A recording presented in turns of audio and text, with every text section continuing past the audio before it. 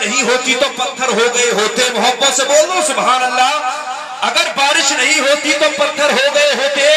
یہ سارے لہلہاتے کھیت بنجر ہو گئے ہوتے.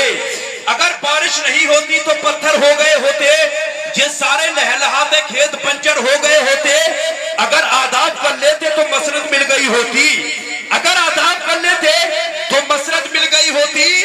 اما اگر سر جھکا لیتے تو گورنر ہو گئے ہوتے.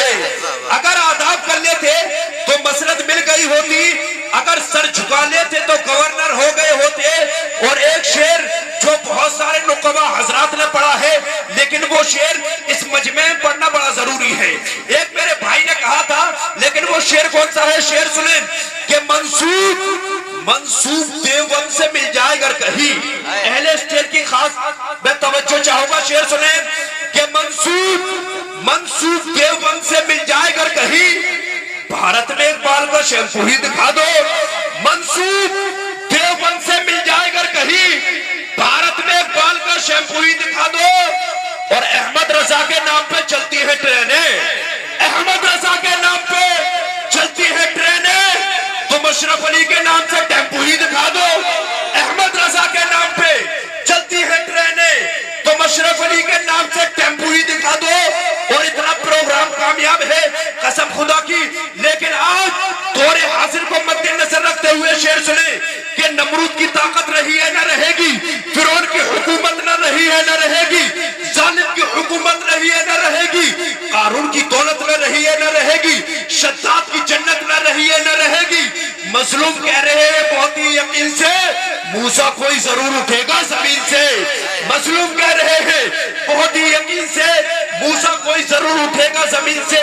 دور حاضر کو مد نظر رکھتے ہوئے سنتے چلے قسم خدا کی آج ہندوستان کے حالات کیا ہے.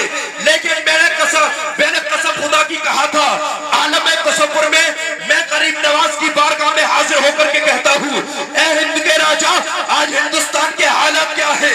اب کیا ہوگا؟ تو کریم نواز نے فرمایا تھا اے میرے غلام کچھ پرانا وقت اٹھا کر کے دیکھ لے.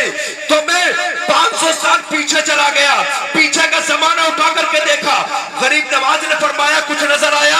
میں نے کہا کچھ نظر نہیں آیا. غریب نواز کہتے ہیں اے میرے غلام تھوڑا پیچھے اور چلا جا. تو میں غالباً 800 سال پرانا پیچھے ہو گیا. پیچھے کا زمانہ اٹھا کر کے دیکھا. غریب نواز نے کہا اے میرے غلام کچھ نظر آیا؟ میں نے کہا تھا ہاں نظر آ رہا ہے. غریب نواز فرماتے ہیں اے میرے غلام کیا نظر آ رہا ہے؟ تو میں نے کہا تھا کچھ اونٹ بیٹھے ہوئے ہیں لوگ انہیں اٹھانے کی کوشش کر رہے ہیں لیکن وہ اونٹ نہیں اٹھا رہے ہیں. پھر میں نے کہا تھا وہ مشکلوں کو بھی مشکل میں ڈال دیتا ہے. وہ ڈوبتا ہوا سورج نکال دیتا ہے. اور کھڑا ہونا تو الگ بات ہے ہل بھی نہیں سکتا. کھڑا ہونا تو الگ بات ہے ہل بھی نہیں سکتا. اما جسے بھی زمین پہ میرا خواجہ بٹھال دیتا ہے. جسے بھی زمین پہ میرا خواجہ بٹھال دیتا ہے. روبرو کوئی اسلام نہیں کر پایا. روبرو کوئی اسلام نہیں کر پایا. ایک درپیش کو گمنام نہیں کر پایا. خواجہ ہند کا دربار ہٹانے والوں پرتھوی راج بھی یہ کام نہیں کر پایا. خواجہ ہند کا دربار ہٹانے والوں پرتھوی راج بھی یہ کام نہیں کر پایا. لیجئے حضرات بڑی تیزی کے ساتھ اب میں آپ کے سامنے شاعر ملک ہندوستان شہنشاہ ترنم بادشاہ ترنم بھائی عقل صدیقی صاحب قبلہ کو میں بلاتا ہوں.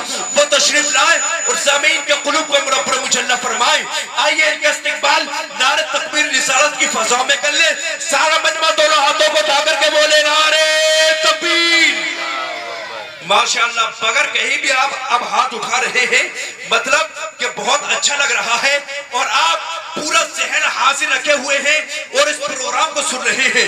مولا تبارک و تعالی تمام حضرات کو دنیا و آخرت میں عزت دار بنا دے.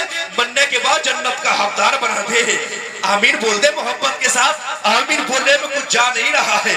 دونوں ہاتھوں کو اٹھا کر کے بھائی عقل صدیقی صاحب کا استقبال کر لیں. استقبال یہ نعرہ لگا لیں.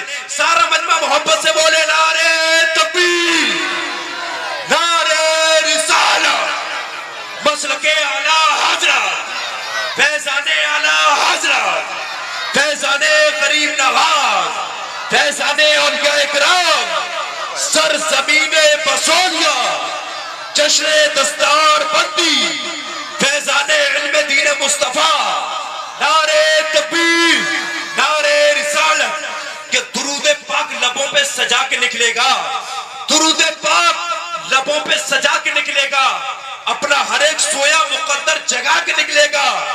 نبی کا عشق وہ بہتا ہوا سمندر ہے جو اس میں ڈوبے گا، جنت میں جا کے نکلے گا۔